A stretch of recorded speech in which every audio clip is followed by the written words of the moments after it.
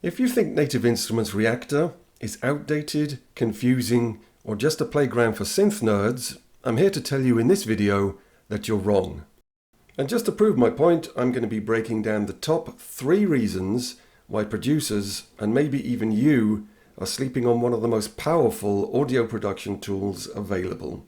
And when we're done with the top 3, I'm going to reveal a little fact that will make you wonder exactly why you've slept on this absolute beast of a sound design tool for so long. Stick around for that, you don't want to miss it. Let's get into it. Reason number 1. It's just too old. It can't really be sugar-coated. Reaktor is old. It came out in its first incarnation in 1997, which is more than 20 years ago. And if you think of something like this when you think of Reaktor, you're in for a very pleasant surprise because things have most definitely moved on. Today, this is what Reaktor looks like and this is what it sounds like.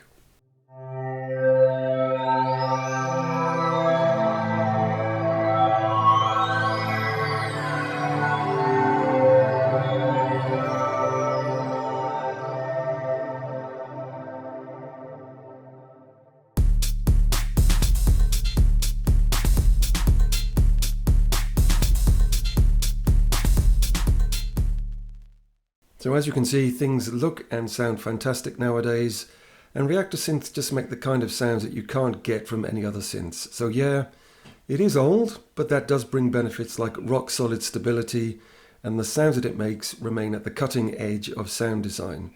So it's still powerful, it's still futuristic, and it's absolutely capable of stuff most plugins only dream about. Reason number 2, you have to build your own stuff. There's a couple of myths surrounding Reaktor that I want to deal with straight away. The first is that you need a PhD in advanced mathematics before you can even look at the software. And the second is that you can only use Reaktor to create stuff from scratch, stuff like synths and samplers. Both of these myths are absolutely false because Reaktor ships with a ton of synths, samplers, groove boxes, all kinds of stuff. You just open them up and you're good to go. No coding, no PhD required. And this is what they sound like.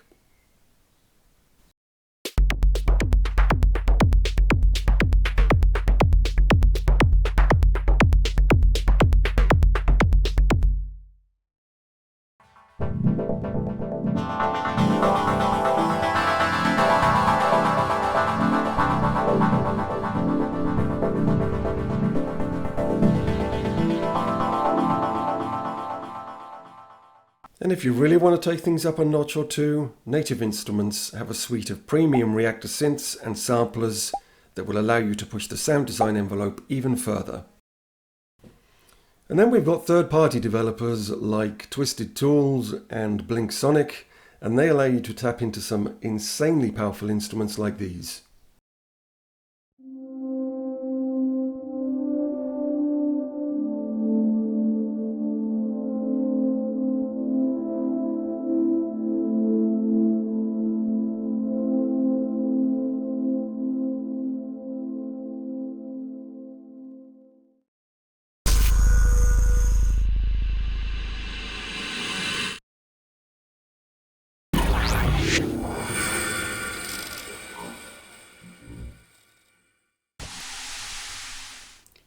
And if that's not enough for you, there are 6,000 creations available in the community user library.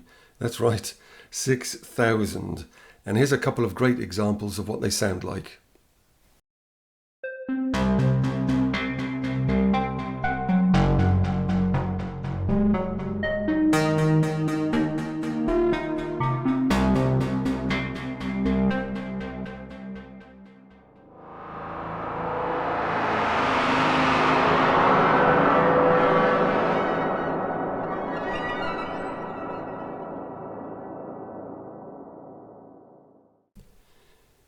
So if you're still sleeping on Reaktor because you think you need that mathematics PhD, hopefully some of the examples you've seen here will convince you otherwise, and believe me, I'm just scratching the surface here. There's just so many creations out there and you just download them and start using them, and it really is as simple as that.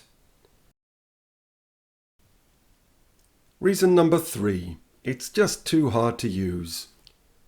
I've heard a lot of producers say that they don't use Reaktor because loading Reaktor as a VST or using it as a VST effect is just too difficult or too clunky.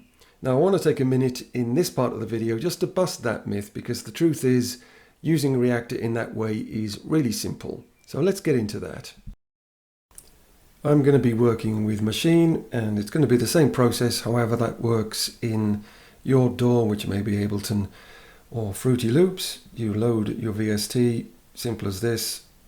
So Native Instruments, then you load Reaktor, and as soon as that's up you get a drag and drop option here. Let's say I want to load something from the library that comes with Reaktor. Simply navigate through that. Let's say we're going to work with Razor, which is a great additive synth. Just drag and drop that in there, simple as that, and you're good to go. What do you do if you've downloaded one of the many synths or samplers from the user library? Again, very simple. You just drag and drop just like this. I've got mine stored on my desktop, and I'm just going to drag that in like that, and you let go, and that works. And whatever the synth or sampler is, you would now trigger that as you would any other synth or sampler from any other developer. So let's take a look at how it works as an effects unit. I'm just going to load something different here so that we're not working with Reaktor on both the synth and the effects. You can do that, but I just want to do this to show that it works with other synths as well. So we've got an instance of Novum, which is a fantastic granular synth. Now let's say I want to work with Reaktor as a VST effect. So you just load Native Instruments and you load Reaktor 6FX, and you'll get the same interface where you can drag and drop, and you've got the same options. So let's say we want to work with an effect here. So let's go with Anima, and you just drag and drop, and that is now working as a VST effect. And it's exactly the same when you're working with a VST effect that you've got stored on your desktop. You just drag and drop, and as soon as that's loaded, you have a VST effect. And it really is as simple as that. So, 3 very good reasons indeed as to why you should take a second look at Reaktor. But as they say, wait, there's more. Reaktor doesn't just excel at synths, samplers and sound design. It comes with a whole suite of mixing and mastering tools like EQ, limiters, compressors, saturators, and even exciters. And what that means is that you're not limited to using it for just music. You can mix and master everything you produce just using Reaktor. You can quite literally use it for everything without needing another plugin. Now that's power. And on that note, we arrive at the end of today's video. If you did get value, if you liked what you saw, like, comment and subscribe. While you're still here, why not watch one of these 2 videos that YouTube is very kindly recommending for you, and I'll see you guys in the next one.